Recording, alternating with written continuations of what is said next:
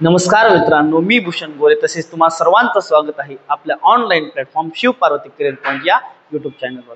मित्रांनो, आपला आजचा हा दुसरा दिवस जो की 90 डेज हार्ड चॅलेंज आपण एक विडा उचललेला आहे, त्या विडा उचलल्याचा हा आपला दुसरा दिवस आणि दुसऱ्या दिवसापर्यंत तुमचा संघर्ष कायम आहे, तुमचं सातत्य कायम आहे, यासाठी सर्वात आधी तर तुमचं अभिनंदन।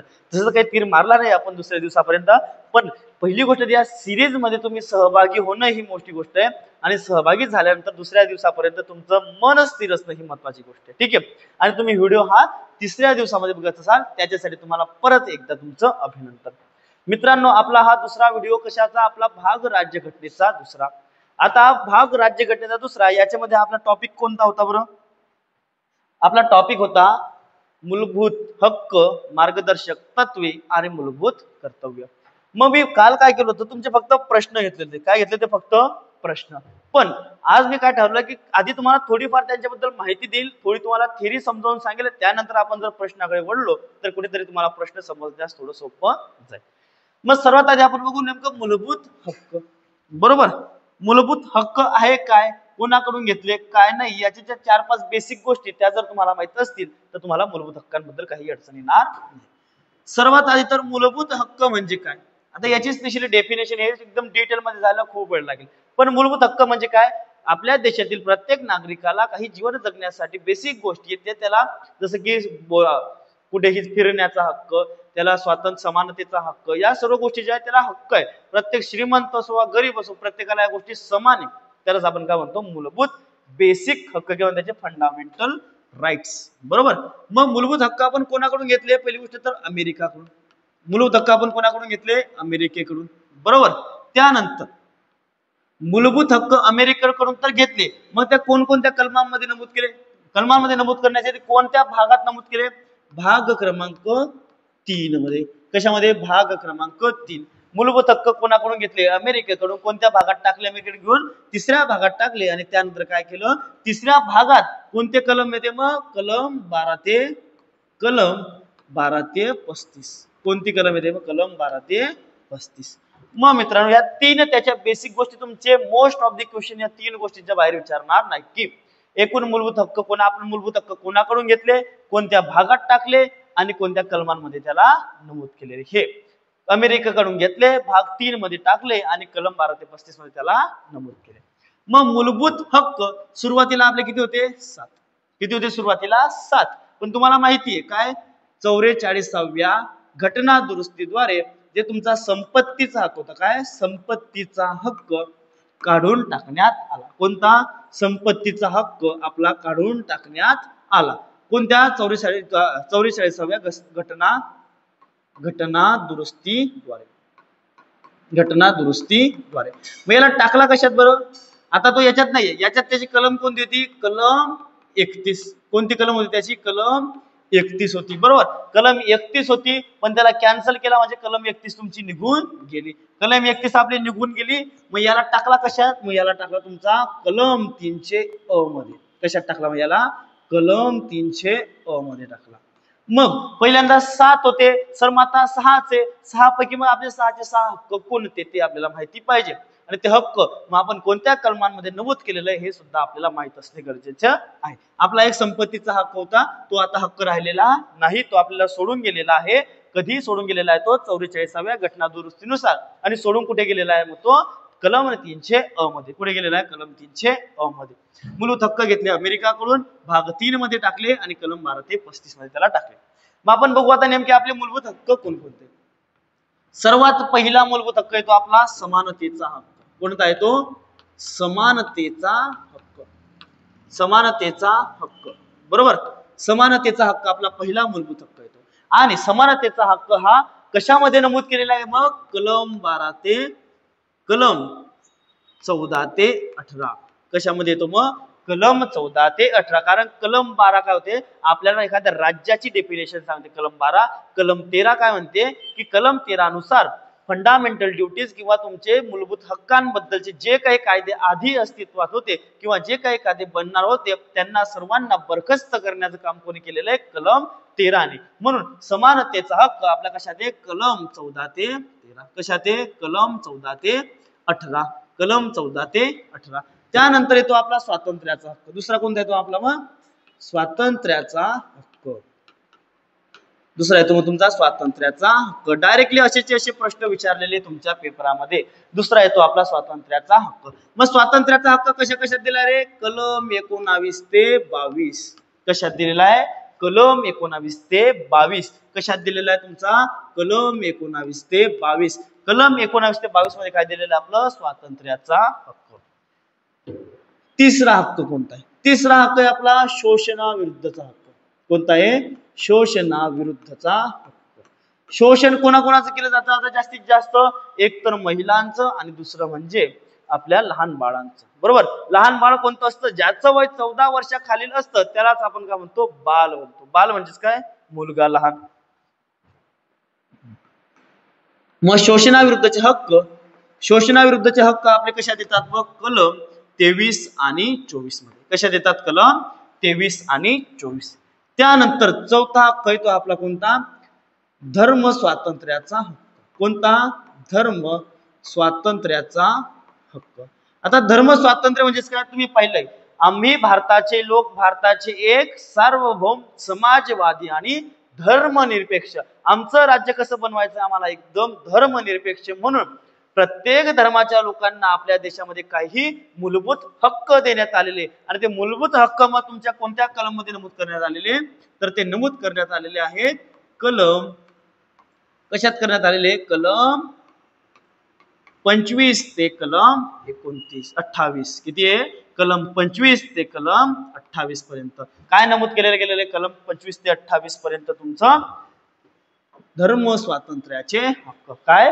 धर्म स्वातंत्र्याचे हक्क. मग आता प्रत्येक इथे जे कलम आहे ना 19, 20, 21, 22 यांच्या सर्वांचे वेगवेगळे मिनिंग आहे. आता एवढं या छोट्याशा लेक्चर मध्ये एवढं समजावणं काही सोपी गोष्ट नाहीये, पण मी जेवढं तुमच्या पेपरमध्ये 90% भाग येणार तेवढं समजून देण्याचा प्रयत्न करतोय. बाकी जर मला वेळ भेटतच असला वारंवार तर मी तुमचं पूर्ण लेक्चर सुद्धा येत जाईल. त्यानंतर पाचवं स्वातंत्र्य आपलं संस्कृती, संस्कृती आणि शिक्षणाचे हक्क. संस्कृती आणि शिक्षणाचा हक्क. मग संस्कृती आणि शिक्षणाचा हक्क कशात तुमचा? कलम 29 आणि 30 मध्ये. काय आहे? कलम 29 आणि 30 मध्ये. मग संस्कृती कोणाची रे? जसं की आपला भारत आहे, भारतामध्ये आता एक अल्पसंख्याक आणि बहुसंख्याक असे समाज आहे. मग बहुसंख्याकांमध्ये कोण येतं? आपला हिंदू धर्म. आणि अल्पसंख्याकांमध्ये कोण येतं? मग तुमचे मुस्लिम, सिख, ईसाई, बुद्धिस्ट हे सर्व. बरोबर. मग अल्पसंख्याक लोक जे आहेत म्हणजे ज्यांची संख्या कशी आहे?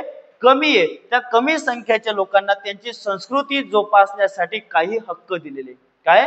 त्यांची संस्कृती जोपासण्यासाठी काही हक्क दिलेले. आणि त्याचा संबंध कुठे येतो? मग आपल्या कलम 29 आणि 30 मध्ये. ते त्यांच्या धर्माच्या प्रसारासाठी शाळा सुद्धा सुरू करू शकतात असे आपले कलम 29 आणि 30 म्हणते. ठीक आहे. मग कलम संस्कृती आणि शिक्षण याच्यासाठी कोणती कलम दिलेली आहे? आपली कलम 29 आणि कलम 30.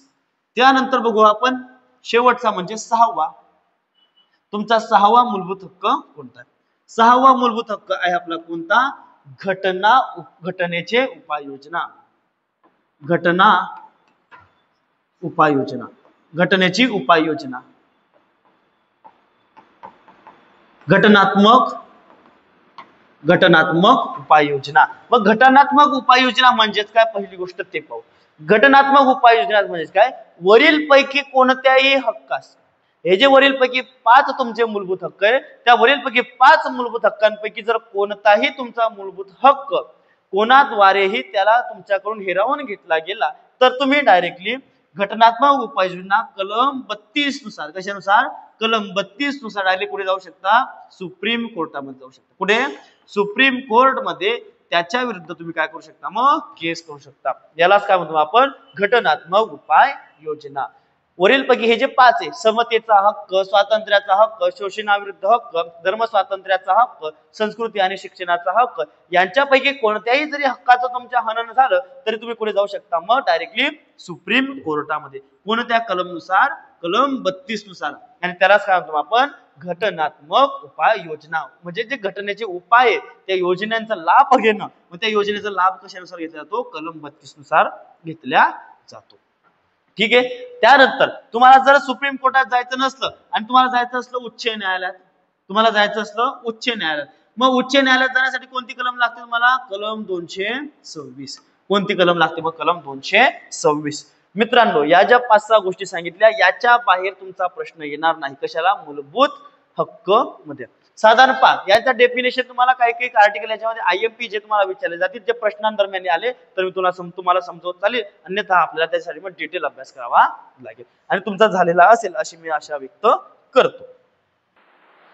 हा मित्रांनो, आपण आता मूलभूत हक्क पाहिल्यानंतर बघू आपण दुसरा टॉपिक आपला मार्गदर्शक तत्वे. सर्वात आधी मार्गदर्शक तत्वे घेतले कोणाकडून? आपण आयर्लंडकडून. कोणाकडून घेतले? आयर्लंडकडून. बरोबर. त्यानंतर घेतल्यास खेपी कोणत्या भागात टाकले आपण याला? भाग 4 मध्ये. कोणत्या भागात टाकले आपण त्याला? भाग 4 मध्ये. आणि भाग 4 मध्ये कोणत्या कलम आपल्याला आढळून आल्या? मग कलम 36 ते कलम 51. कोणकोणत्या कलम आढळून आल्या आपल्याला? मग कलम 36 ते कलम 51 या सर्व गोष्टी आपल्याला कुठे आढळून आल्या? मग भाग 4 मध्ये. ठीक आहे. पहिली गोष्ट तर मार्गदर्शक तत्वे. मार्गदर्शक तत्वे म्हणजे काय? एखाद्या राज्याला सुखल आणि कुशल बनवण्यासाठी किंवा त्यातील नागरिकांना योग्य पॉलिसीज भेटण्यासाठी काही तत्वे आपल्या राज्यघटनेमध्ये नमूद केले की जेणेकरून आपण त्याची हेल्प घेऊन चांगल्या प्रकारच्या योजना उपाययोजना लोकांसाठी बनवू शकतो. त्यालाच आपण काय म्हणतो? मार्गदर्शक तत्वे. आयर्लंड कडून घेतलेले, भाग 4 मध्ये टाकलेले आणि कलम 36 ते 51 मध्ये त्याला आपण नमूद केलेले आहे. याच्या काही IMP तुमच्या कलम आहे. कलम 40 कशाची निगडीत आहे? तुमची ग्रामपंचायत. कशाची? ग्रामपंचायतची. बरोबर. ग्राम शासन किंवा तुम्ही त्याला म्हणू शकता लोकल गव्हर्नमेंट. कलम 44 समान नागरी संहिता. काय आहे? समान नागरी संहिता. आता समान नागरी संहिता काय हे तुम्हाला सर्वांना माहिती असेल. माहित नसेलच तर एखाद्या दिवशी मी एखादे लेक्चर त्याच्यावर डिटेल मध्ये बनवेल. त्यालाच आपण सध्या UCC किंवा युनिफॉर्म सिव्हिल कोड या नावाने सुद्धा तुम्ही त्याला ओळखत आहात. त्याला युनिफॉर्म सिव्हिल कोड किंवा समान नागरी संहिता म्हणून सुद्धा तुम्ही ओळखा. या 2 कलम आणि शेवटची ती म्हणजे कोणती आहे? कलम 51 आंतरराष्ट्रीय शांतता. कोणती आहे? आंतरराष्ट्रीय शांतता. या 3 कलम जास्त IMP आहे. याशिवाय पेपरामध्ये येतो प्रश्न, असं नाही की येत नाही, पण या भागावर जास्तीत जास्त तुमचे प्रश्न येतात म्हणून हा भाग तरी तुमचा कमीत कमी पाठ असायला हवा असं मला वाटतं. पुढे बघू आपण मूलभूत कर्तव्य. मूलभूत कर्तव्य घेतलं कोणाकडून? आपण रशियाकडून. कोणाकडून घेतलं? रशिया. पण त्यावेळेस रशिया होता का? नाही. रशिया फक्त एकटा नव्हता, त्यासोबत अजून 15 लोक होते. त्या 15 लोक मिळून त्याचं नाव काय होतं? मग USSR. USSR म्हणजे काय? Union of Soviet Russia. काय? Union of Soviet Russia. बरोबर. मग USSR कडून आपण काय घेतलेलं होतं? मूलभूत कर्तव्य. मूलभूत कर्तव्य पहिली गोष्ट तर आपल्या घटनेत आधी न होतं. आपल्या घटनेत होतं का ते आधी? नाही. मग आपण त्याला काय केलं होतं? कितवी घटना दुरुस्ती होती आपली? ती 72वी घटना दुरुस्ती. किती होती? 42वी घटना दुरुस्ती. दीपक भाऊ बंद करा. 42वी घटना दुरुस्ती होती ना? ठीक आहे. आता आपला तिसरा टॉपिक आला तो म्हणजे कोणता? मूलभूत कर्तव्य. पहिली गोष्ट तर मूलभूत कर्तव्य घेतले कोणाकडून? आपण रशियाकडून. कोणाकडून घेतले? रशिया. पण त्यावेळेस रशिया होता का? नाही. तर त्यावेळेस रशिया होता तुमचा USSR. रशिया काय होता आपला त्यावेळेस? USSR. USSR म्हणजे काय? रशिया आणि त्याच्या जवळ 10 ते 12 देश यांचं मिळून सर्व एकत्रीकरण होतं. पण 1991 मध्ये त्यांचे काय झालं? भांडण झालं आणि ते वेगवेगळे झाले. आता जो युक्रेन सुद्धा आधी कशाचा भाग होता? तुमचा USSR चा भाग होता. USSR म्हणजे काय? Union of Soviet Russia. ठीक आहे. यानंतर मग रशियाकडून घेतले आणि त्याला कशात टाकले? मग भाग 4 कशात टाकले? भाग 4 म्हणजे याला तुम्ही लिहू शकता 4 सुद्धा किंवा 4A मध्ये. आणि याच्यासाठी फक्त कलम एकच आहे. कलम कोणती याच्यासाठी? याच्यावर तर खूपच प्रश्न विचारले. कलम 51 कोणती आहे? कलम 51 कोणती आपली? कलम 51. या 3 गोष्टींवर IMP एकदम बरोबर. पहिली गोष्ट तर आता मग त्याच्याबद्दल महत्वाची माहिती कोणती? या तर तिन्ही बद्दल आपण महत्वाचं पाहिलं. मूलभूत हक्क कोणाकडून घेतले? अमेरिकेकडून. कोणत्या भागात टाकले? 3ऱ्या. कलम 12 ते 35. मार्गदर्शक तत्वे घेतले आयर्लंड कडून. टाकले भागात 4थ्या. कलम टाकल्या 36 ते 51. मूलभूत कर्तव्य घेतले कोणाकडून? रशिया. टाकले भागात चौथ्या अ, 4 भागात आणि कलम त्यांची कोणती मग 51 या तिन्ही गोष्टी प्रत्येक तिन्ही टॉपिक बद्दल तुमच्या माहिती पाहिजे. आणि त्याच्यानंतर मग पहिली गोष्ट मूलभूत कर्तव्य सुरुवातीला आपल्या संविधानामध्ये नव्हते. संविधानामध्ये होते ते नाही. मग काय झालं, आपली 42वी घटना दुरुस्ती झाली आणि 42व्या घटना दुरुस्ती कधी झाली आपली 1976 ला. कधी झाली 1976 ला. आणि या घटना दुरुस्ती झाल्या आपण काय ऍड केलं मग मूलभूत कर्तव्य. मूलभूत कर्तव्य आपल्या कुठे ऍड केले, आपल्या राज्यघटनेमध्ये मूलभूत कर्तव्य ऍड केले गेले. आणि हे मूलभूत कर्तव्य आपल्या राज्यघटनेत असावे अशी एक समिती होती. त्या समितीचं म्हणणं पडलं की मूलभूत कर्तव्य आपल्या राज्यघटनेत असावे. मग कोणत्या समितीचं म्हणणं पडलं, ते सुवर्णसिंह समिती. कोणती समिती होती ते, सुवर्णसिंह समिती. सुवर्णसिंह समितीचं म्हणणं पडलं की आपल्या जे संविधान आहे किंवा राष्ट्र आहे त्याच्यामध्ये आपल्या राज्यघटनेमध्ये मूलभूत कर्तव्य असावे. ठीक आहे. म्हणजे या 2-3 गोष्टी आहे तुम्हाला ज्या की माहिती पाहिजे. मूलभूत कर्तव्य कोणाकडून घेतलं, रशियाकडून. कशात टाकलं, भाग 4 कलम 51 42व्या घटना दुरुस्तीनुसार त्याला आपण आधी ऍड केलं. आणि कोणत्या समितीच्या शिफारसीनुसार ऍड केलं गेलं त्याला, सुवर्णसिंह समितीच्या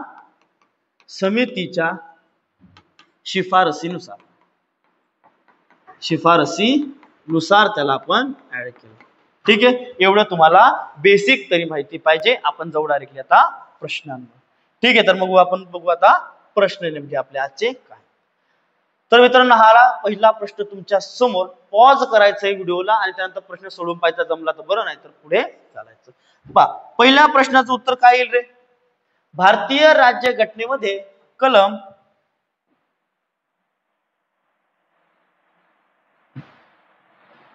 भारतीय राज्यघटनेमध्ये कलम 51 मध्ये नागरिकांची मूलभूत कर्तव्ये, काय म्हणले, नागरिकांची मूलभूत कर्तव्ये सांगितली आहेत. खाली दिलेल्या मूलभूत कर्तव्यांमधील विसंगत पर्याय ओळखा.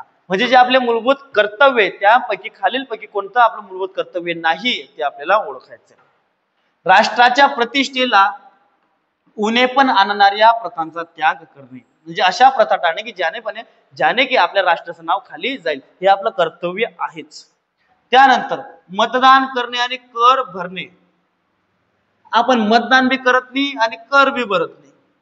आता सर्वच जणी आहेत काही लोक असे, ते मतदान बी करत नाही आणि कर पण भरत नाही. म्हणून आपलं मूलभूत कर्तव्य काय नाही. यात सुद्धा आपल्या याच्यामध्ये मूलभूत कर्तव्य नमूद केलेलं आहे आणि देशाचे संरक्षण करणे हे सुद्धा आपल्या मूलभूत कर्तव्यांमध्ये नमूद केलं गेलेलं आहे. पण तुम्हाला याच्यावर प्रश्न आला तर फक्त येईलच. आणि प्रश्नामध्ये काय येईल, ज्या ठिकाणी तुम्हाला मतदान करणे किंवा वोटिंग करणे हे दिसलं तेच तुमचं काय असेल उत्तर. कारण मतदान करणे हे आपलं मूलभूत कर्तव्य नाही. पुढचा प्रश्न पाहू. भारतीय राज्यघटनेच्या कोणत्या भागात मार्गदर्शक तत्वांचा समावेश आहे. मार्गदर्शक तत्वांचा समावेश कशात आहे हे तुम्हाला विचारलं गेलेलं आहे. आताच पाहिलं आपण मूलभूत हक्क भाग 3, मार्गदर्शक तत्व भाग 4 आणि मूलभूत कर्तव्य भाग 4. तिसऱ्या भागात काय तुमचे मूलभूत हक्क. काय मूलभूत हक्क. पहिल्या भागात तुमचं संघ राज्य, काय संघ राज्य आणि राज्य क्षेत्र. काय आणि राज्य क्षेत्र. तुमचं जे राज्य क्षेत्र आहे सर्व याच्याबद्दल माहिती कशात आपल्या पहिल्या भागात. चौथ्या भागात काय आपले मार्गदर्शक तत्वे. काय चौथ्या भागात आपले मार्गदर्शक तत्वे. म्हणून मार्गदर्शक तत्वे कोणत्या भागात आपले चौथ्या भागात. आणि दुसऱ्या भागात काय आपली नागरिकता. दुसऱ्या भागात काय आपली नागरिकता लक्षात ठेवायचं. दुसऱ्या भागात काय आपली नागरिकता. ठीक आहे. एवढं याच्याबद्दल माहिती पाहिजे. तिसऱ्या भागात मूलभूत हक्क, पहिल्या भागात संघ राज्य व राज्य क्षेत्र, चौथ्या भागात आपली मार्गदर्शक तत्वे आणि दुसऱ्या भागात आपली नागरिकता. पुढचा प्रश्न पाहू. पुढचा प्रश्न आपला मूलभूत हक्कांवर गदा आल्यास, तुम्हाला आताच सांगितलं मी, कोणत्या घटनात्मक उपाययोजना कुठे वापरायच्या. आपल्या मूलभूत हक्कांवर गदा आल्यास कुठे दाद मागता येते. कुठे कुठे दाद मागता येते मी सांगितलं 2 ठिकाणी. एक तर सर्वोच्च न्यायालयात आणि दुसरं म्हणजे उच्च न्यायालयात. कुठे कुठे मागता येते, सर्वोच्च न्यायालयात आणि दुसरं म्हणजे उच्च न्यायालयात. सर्वोच्च न्यायालयात जाणार असेल तर कलम 32 नुसार जायचं. कोणत्या कलम 32 नुसार जायचं. आणि उच्च न्यायालयात जायचं असेल तर कोणती कलम वापरायची, कलम 226. बरोबर. म्हणजेच सर्वोच्च न्यायालयात जायला नसेल तर कलम 32 नुसार जाता येते आणि उच्च न्यायालयात जायचं असेल तर कलम 226 तुम्हाला वापरावी लागेल. पुढचा प्रश्न बघू. पुढचा प्रश्न आपला, मार्गदर्शक तत्वे हे कोणत्या देशाच्या राज्यघटनेकडून घेण्यात आलेले आहे. आताच तुम्हाला सांगितलं, मी सांगितलं प्रत्येक टॉपिक बद्दल 3 घटक माहिती ठेवा. मूलभूत हक्क घेतले अमेरिकाकडून, टाकले भागात 3ऱ्या आणि कलमांमध्ये 12 ते 35. मार्गदर्शक तत्वे घेतले आयर्लंड कडून, टाकले 4थ्या भागात आणि कलम 36 ते 51. मूलभूत कर्तव्य घेतले रशियाकडून, टाकले भाग 4 अ मध्ये आणि टाकले कलम 51 अ मध्ये. मार्गदर्शक तत्व हे कोणत्या देशाच्या राज्यघटनेकडून घेण्यात आलेले आहे. ठीक आहे. कोणत्या देशाकडून घेतले आपण? आयर्लंड कडून. कोणाकडून घेतलेले? आयर्लंड कडून. कॅनडाकडून घेतलं आपण राज्यपाल पद. काय घेतलंय? राज्यपाल पद. ठीक आहे. काल ऑस्ट्रेलियाकडून काय घेतलेलं पाहिलं आपण? प्रस्तावनेची भाषा. काय? प्रस्तावनेची भाषा. तसेच याच्याकडून घेतला आपण समवर्ती सूची. काय घेतला अजून? समवर्ती सूची. त्याच्यानंतर दक्षिण आफ्रिकाकडून काय घेतलं आपण? घटना दुरुस्ती. काय घेतलेलं आहे? घटना दुरुस्ती.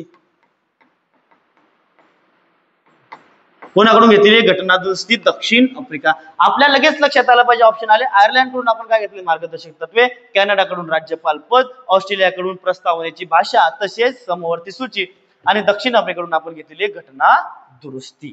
त्याच्यानंतर परत पुढचा प्रश्न काय?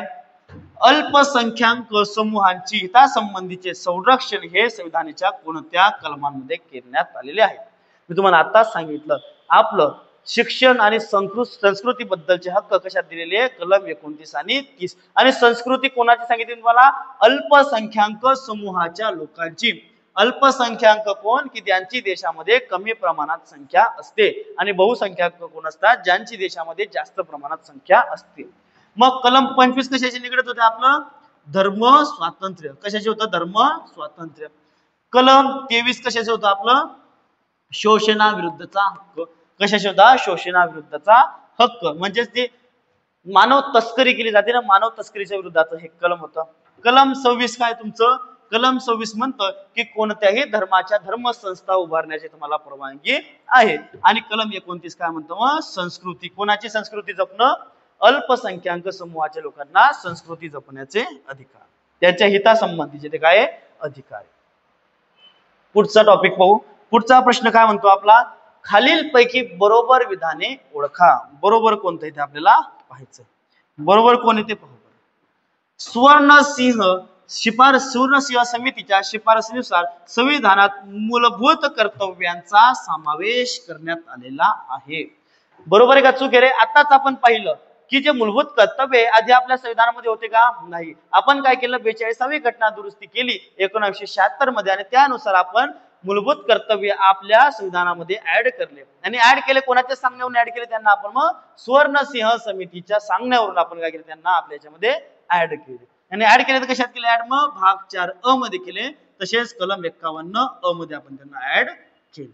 कोणाकडून घेतले आपण ते? आणि रशियाकडून घेतले. कोणाकडून घेतले?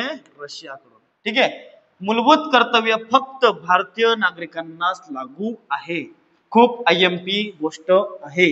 मूलभूत कर्तव्य फक्त कोणाला लागू? तुमच्या भारतीय नागरिकांनाच लागू आहे. बाकीच्या लोकांना ते म्हणजे परकीय जे विदेशातून आलेले लोक आहेत त्यांना आपले मूलभूत कर्तव्य लागू नाही. म्हणून दोन्हीही काय झाले? मग याचे ऑप्शन बरोबर.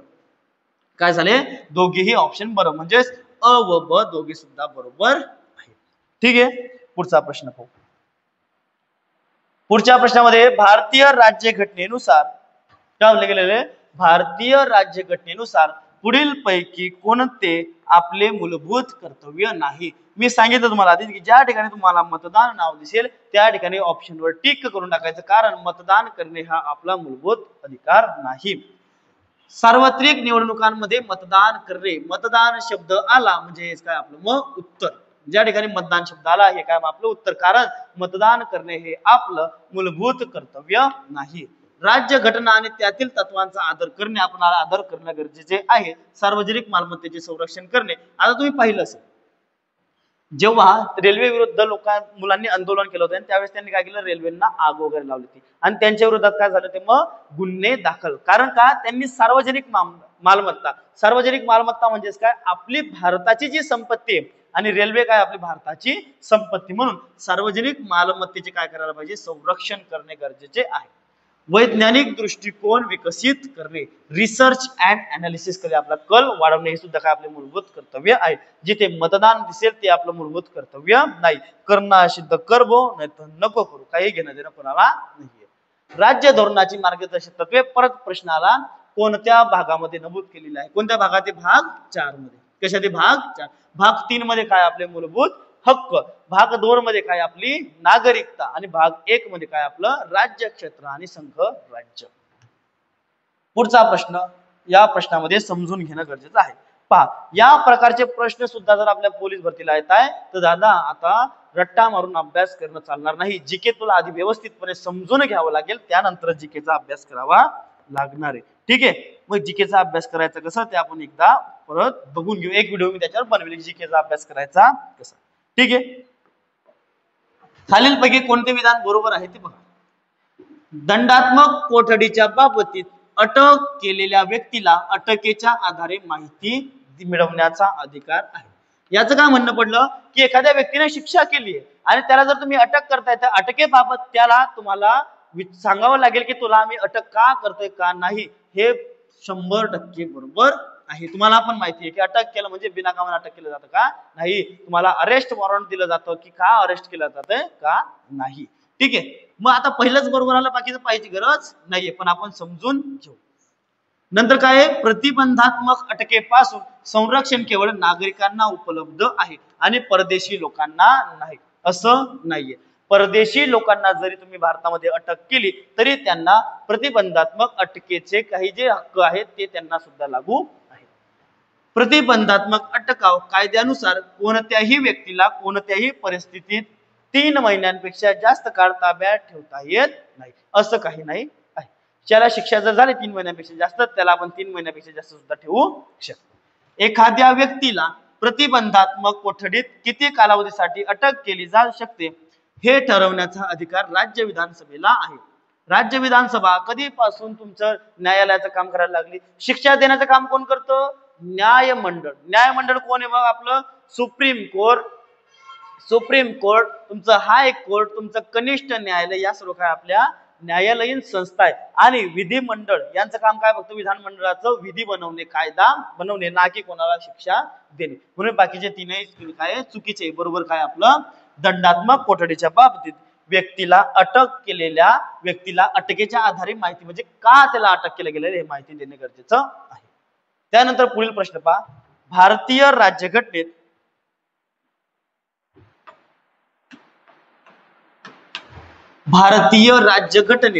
डॅश डॅश हे डॅश डॅश यांना संरक्षण दिले आहे. संरक्षण म्हणजे कसं, जर त्या गोष्टीचं तुमचं उल्लंघन झालं तर तुम्ही डायरेक्ट त्याच्या विरोधात पुढे जाऊ शकता, सुप्रीम कोर्ट किंवा हाय कोर्ट मध्ये जाऊ शकता. म्हणजे त्या गोष्टीला काय दिलेले, तुम्हाला संरक्षण दिलेले आहे. मार्गदर्शक तत्वे यांना जर तुमचं उल्लंघन जरी झालं, तुमचं मार्गदर्शक तत्वे, तरी तुम्ही कोर्टामध्ये जाऊ शकत नाही. कलम 37 आपलं म्हणतं काय की मार्गदर्शक तत्वे हे संविधानात्मक नाहीये, म्हणजे संविधानिक आहे ते, पण त्याला संविधानिक संरक्षणाचा दर्जा नाहीये. म्हणजे जर तुमचं मार्गदर्शक तत्वांचं उल्लंघन झालं तरी सुद्धा तुम्ही कोर्टात जाऊ शकत नाही. राजकीय पक्षांचं तर काही घेणं देणं नाही आणि कामाचा हक्क सुद्धा नाही. पण मूलभूत हक्क जर तुमचं उल्लंघन झालं तर तुम्ही डायरेक्ट पुढे जाऊ शकता, सुप्रीम कोर्ट, कोणतं, सुप्रीम किंवा सर्वोच्च न्यायालयात.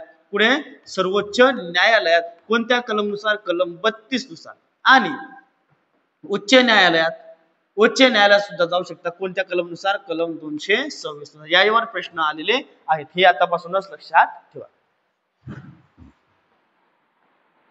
पुढचा प्रश्न आपला, भारतीय राज्यघटनेत अपराधांच्या दोषसिद्धीबाबत, अपराध म्हणजे जे अपराधी आहेत त्यांची जी दोष म्हणजे काय, चुकी, त्यांची जी त्यांनी जो दोष केला त्याची सिद्धीबाबत.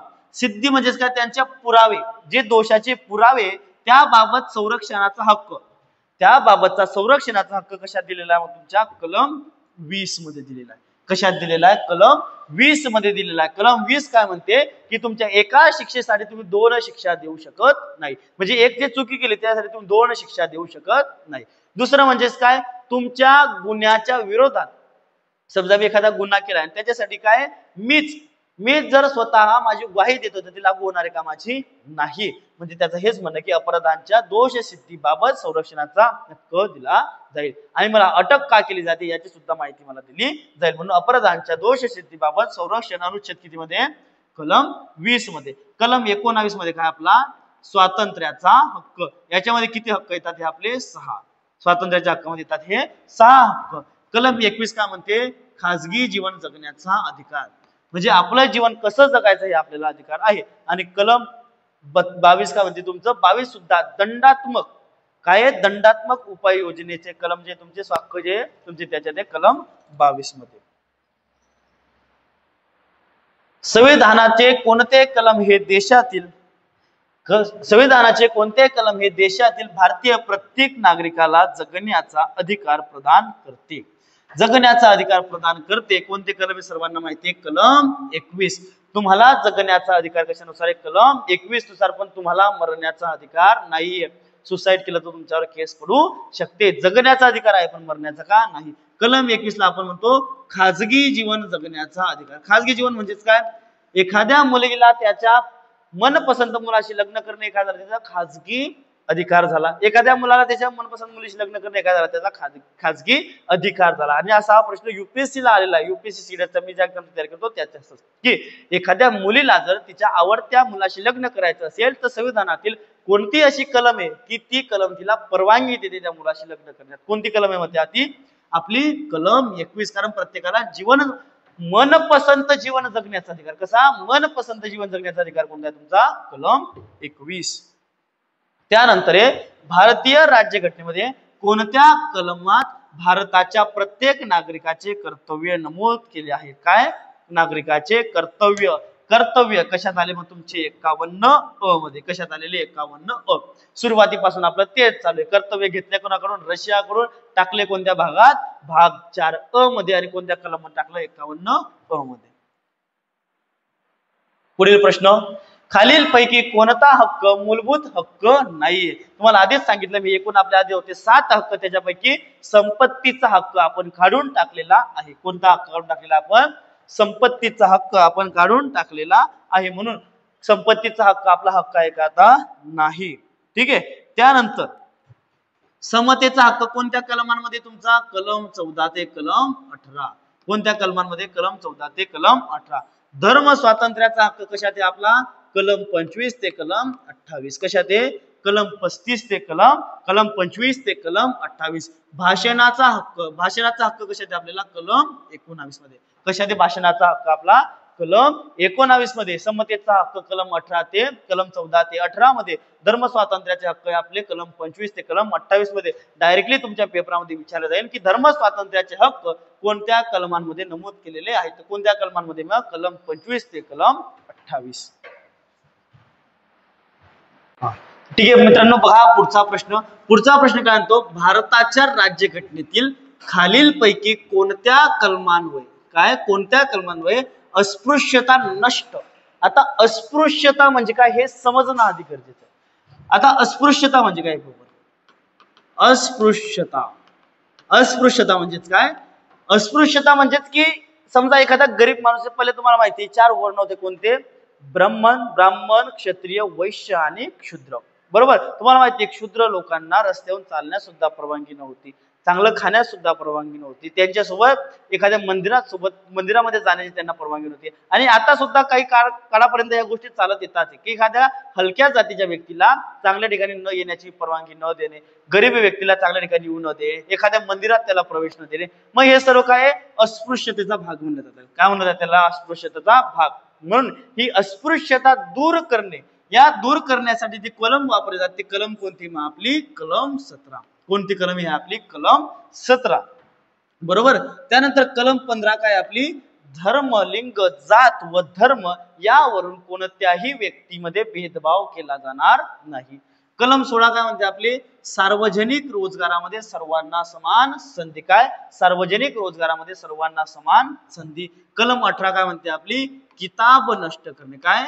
किताब नष्ट करणे. म्हणजे एखाद्या व्यक्तीला एखादा अवॉर्ड वगैरे भेटला असेल तर तो त्याच्या आधार कार्डवर, त्याच्या डॉक्युमेंटवर त्या अवॉर्डचं नाव टाकणार नाही. जसं की आपले भारतरत्न भारतरत्न सचिन तेंडुलकर, आपले डॉक्टर बाबासाहेब आंबेडकर, हे त्यांच्या नावासमोर डॉक्टर ही पदवी लावू शकता, दोनच पदे लावू शकता, एक तर डॉक्टर किंवा दुसरं कोणतं त्यांचं जे आर्मीचे प्रोफेशनल आहे, आपले आर्मी पर्सनल की त्यांचं कर्नल झालं, ब्रिगेडियर झालं, मेजर, हे लावू शकता. पण भारतरत्न, पद्मश्री हे जे तुम्हाला अवॉर्ड भेटतात, हे अवॉर्ड तुम्ही तुमच्या नावासमोर तुमच्या आधार कार्ड मध्ये लावू शकत नाही किंवा तुमच्या डॉक्युमेंटवर लावू शकत नाही. आणि हे अधिकार नष्ट करण्याची कलम कोणती? आपली कलम 18. कोणती? कलम 18.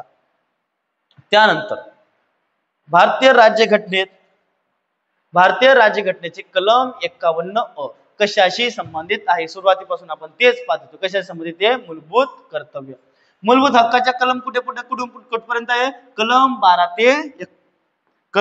ते 35. कुठपर्यंत आहे? कलम 12 ते 35. बघून घेऊ आपण एकदा व्यवस्थित.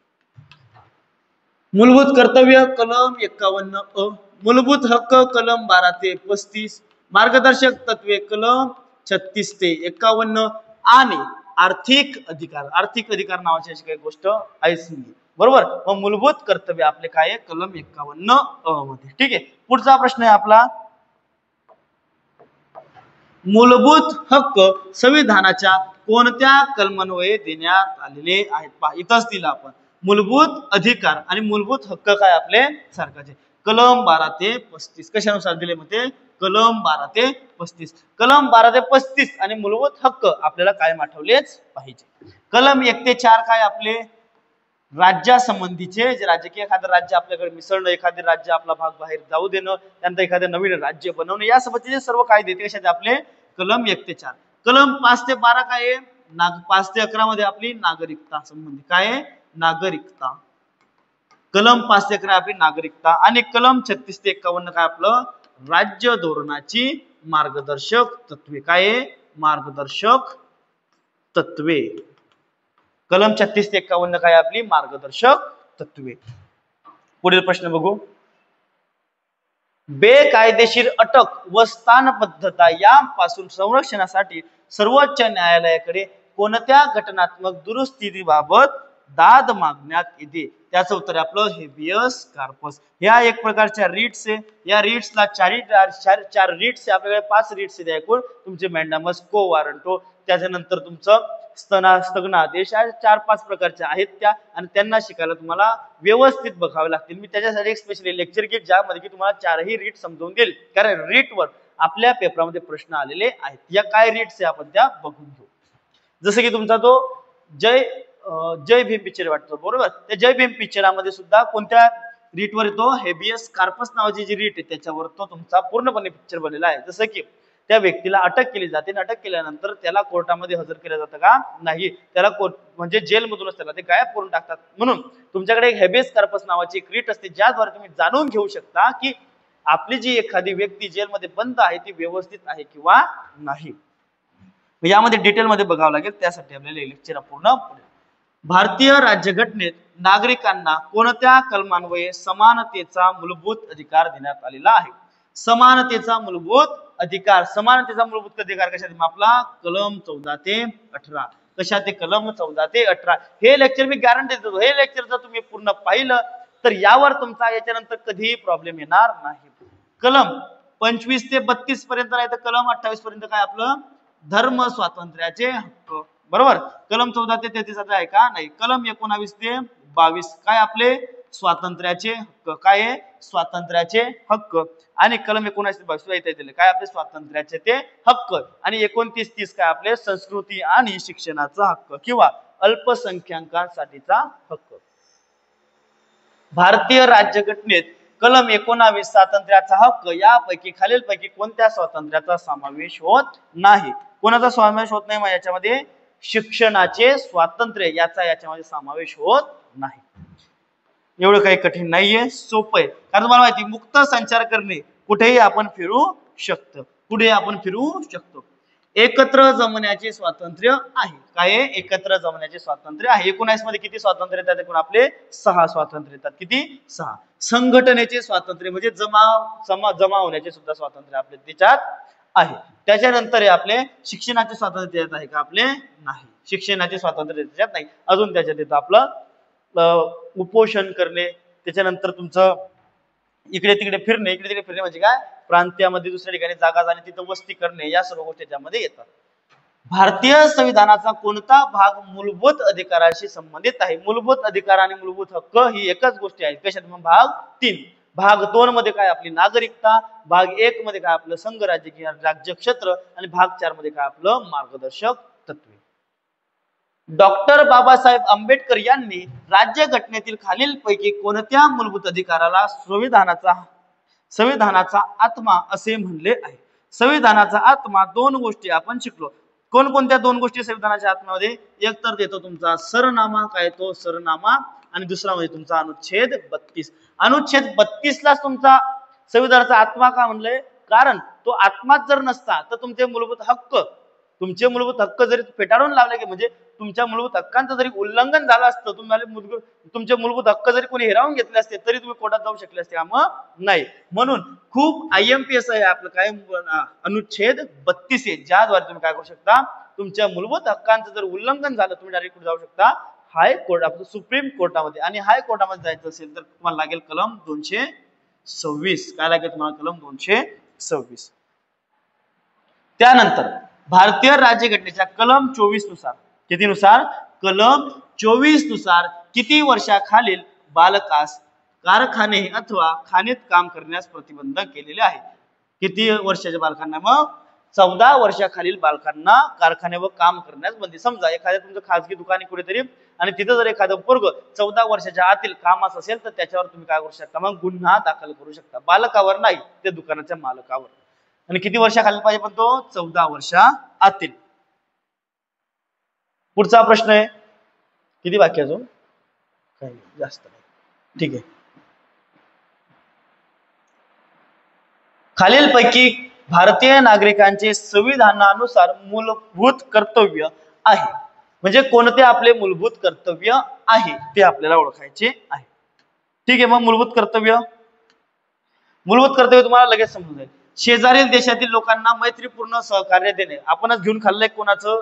नाही. आपलं मूलभूत कर्तव्य का? मग ते नाही. राष्ट्रीय महत्वाच्या स्मारकांचे संरक्षण करणे हे एक आपलं कर्तव्य आहे, पण ते आपलं मूलभूत कर्तव्य नाही. देशाचे संरक्षण करणे हे आपलं पहिलं मूलभूत कर्तव्य. आणि जेव्हा असे करण्यास सांगितले जाईल तेव्हा राष्ट्रीय सेवा प्रदान करणे, म्हणजे जेव्हा गरज पडेल तेव्हा डायरेक्टली हत्यार घेऊन सुद्धा उभं राहणे, हे काय आपलं एक प्रकारचं मार्गदर्शक तत्व आहे. आणि भारताच्या इतिहासाबद्दल अधिक जाणून घेण्याची कटिबद्धता असते. जाणून घेणं चांगलं आहे, पण जाणून घेण्याचा आपल्याला कळवळा नाहीये. ठीक आहे. इतिहास नकोच आहे आम्हाला, असं पण इतिहास पेपराला आला तर आम्ही करते, बाकी जाणून घ्या. तुम्ही खूपच दूरचं सांगता ना सर. भारतीय राज्यघटनेनुसार धर्म, वंश, जात, लिंग काय सांगितलेलं आहे? धर्म, वंश, जात, लिंग किंवा जन्मस्थान या कारणांवरून भेदभाव करण्यास कोणत्या कलमान्वये मनाई करण्यात आलेली आहे? कोणती कलम आहे मात्याची? कलम 15. कलम 16 काय म्हणते? सार्वजनिक नोकरीसाठी किंवा सार्वजनिक कामासाठी सर्वांना समान संधी. कलम 14 काय म्हणते? कायद्यासमोर समानता. कायद्यासमोर समानता. काय? कायद्यासमोर समानता. कलम 17 काय म्हणते तुमची? अस्पृश्यता निर्मूलन. काय? अस्पृश्यता निर्मूलन. काय? कलम 17 आपली अस्पृश्यता निर्मूलन आहे. कलम 14 काय आहे? कायद्यासमोर समानता. कलम 16 सार्वजनिक कामामध्ये सर्वांना समानता. कलम 15 काय आपली? मग भारतीय राज्यघटनेनुसार धर्म, वंश, जात व लिंग यानुसार कोणाचाही भेदभाव केला गेला नाही पाहिजे. एका अपराधाबद्दल एकच शिक्षा. काय? एका अपराधाबद्दल एकच शिक्षा हे तत्व भारतीय राज्यघटनेच्या कोणत्या कलमानुसार देण्यात आलेले आहे? याचं उत्तर तुमचं कलम 20(2). कारण कलम 21(3) असं काहीच नाहीये. कलम 21 हे फक्त 21(अ). काय? 21(अ). त्यानंतर 20(4) सुद्धा नाहीये, आणि 4चं 23(1) सुद्धा असं काही नाही. ठीक आहे. भारतीय राज्यघटनेतील खालीलपैकी कोणते कलम समान नागरिक कायदा? तुम्हाला आताच सांगितलं तुम्ही कशामध्ये पाहिलं आपण ते? मार्गदर्शक तत्वांमध्ये. कशात पाहिलं आपण? मार्गदर्शक तत्वांमध्ये. समान नागरिक कायदा आपण याला काय म्हणतो? Uniform civil code. पुढे युनिफॉर्म सिव्हिल कोड. कुठे लागला रे? सर्वात पहिल्यांदा स्वातंत्र्यानंतर सर्वात पहिल्यांदा कुठे लागला हा? UK म्हणजेच कुठे? उत्तराखंड मध्ये. कुठे लागला? उत्तराखंड मध्ये. पण आपण जर म्हणलं की स्वातंत्र्याच्या आधी सुद्धा जर धरलं तर सर्वात पहिल्यांदा कुठे लागलेला आहे हा? गोवामध्ये. कोणत्या राज्यामध्ये लागलेला आहे?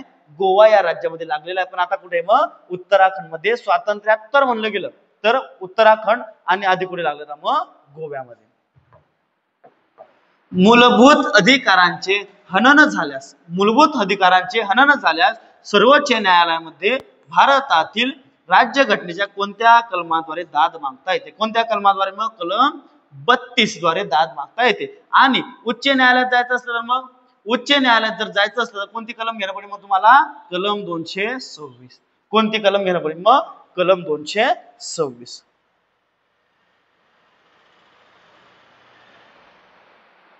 काही 4 प्रश्न बाकी फक्त. भारताच्या संविधानाच्या कोणत्या अनुच्छेदामध्ये नागरिकांना आरक्षणाची तरतूद आहे? कशाची? नागरिकांना आरक्षणाची तरतूद आहे. मग नागरिकांना आरक्षणाची तरतूद कशात आहे? आपल्या अनुच्छेद 16 मध्ये. कशामध्ये? नागरिकांना अनुच्छेद 16 मध्ये. आरक्षण म्हणजे कसं आपलं अनुच्छेद 16 काय म्हणतं? सर्व नागरिकास सार्वजनिक कामांमध्ये संरक्षण. बरोबर? सार्वजनिक कामांमध्ये संरक्षण. जसं की सार्वजनिक कामांमध्ये तुम्हाला माहिती आहे आपलं जिथे पण सार्वजनिक भरती होते, जशी की पोलीस भरती झाली, त्याच्यामध्ये पण काय आपलं एक प्रकारे रिझर्वेशन आहे. काय? Reservation. OBC, SC, ST, open या सर्वांचं काय एक प्रकारे रिझर्वेशन. आणि आपलं 16 काय म्हणतो? मग सार्वजनिक रोजगार म्हणजे कोणते? सरकारी रोजगार. म्हणजे सर्वारी गव्हर्नमेंटच्या ज्या पण नोकऱ्या आहेत त्याच्यामध्ये रिझर्वेशन देण्याचं काम कोण करतो? तुमचा अनुच्छेद 16 करतो. म्हणून मग संविधानाच्या कोणत्या अनुच्छेदामध्ये आपल्या नागरिकांना आरक्षणाची तरतूद आहे? मग कलम 16 मध्ये. कोणामध्ये? मग कलम 16. भारतीय राज्यघटनेत मूलभूत कर्तव्य कोणत्या परिच्छेद मध्ये विस्तृत आहे? परिच्छेद. कोणता परिच्छेद? म्हणजे तुमचा अनुच्छेद म्हणायचं होतं, तिथं परिच्छेद झालाय ते परिशिष्ट. आपले परिशिष्ट म्हणून मूलभूत कर्तव्य कशात? आपले 51 मध्ये. कशात? 51 दादा 10व्यांदा ते 12व्यांदा मी हे रिपीट करतोय. आता तरी तुमचं पाठ झालं पाहिजे. नैसर्गिक पर्यावरणाचे जतन करण्याची बाब भारतीय संविधानाच्या कोणत्या भागामध्ये समाविष्ट आहे? आपलं जे नैसर्गिक संवर्धन करणं हे काय आपलं एक प्रकारचं मूलभूत कर्तव्य आहे. ते आपलं कोणतं एक प्रकारचं मूलभूत कर्तव्य. भारतातील राज्यघटनेतील नागरिकांच्या मूलभूत कर्तव्याची तरतूद कोणत्या देशाच्या राज्यघटनेकडून घेण्यात आलेली आहे? कोणाकडून घेण्यात आलेली आहे? मित्रांनो, या प्रश्नाचं उत्तर सर्वांनी कमेंट मध्ये करायचंय, जेणेकरून समजेल की किती लोकांनी पूर्ण व्हिडिओ पाहिला आणि किती नाही. भारतीय राज्यघटनेतील नागरिकांच्या मूलभूत कर्तव्यांची तरतूद 100 वेळेस सांगितलं आतापर्यंत. तरतूद कोणत्या देशाच्या राज्यघटनेकडून घेण्यात आलेली आहे? याचं उत्तर तुम्ही कशात टाकायचंय? कमेंट सेक्शन मध्ये टाकायचं आहे. ठीक आहे मित्रांनो, धन्यवाद. आजचा आपला दुसरा व्हिडिओ इथेच संपतो. तुम्हाला जर व्हिडिओ आवडला असेल तर नक्की लाईक करा, शेअर करा, सबस्क्राईब करा. तसेच आपल्या मित्रांना सुद्धा आपल्या आपलं 90 डेज हार्ट चॅलेंज मध्ये बोलवा. त्यांना सुद्धा आपल्या चॅलेंज बद्दल सांगा आणि आपल्या सोबत सहभागी करून घ्या. धन्यवाद.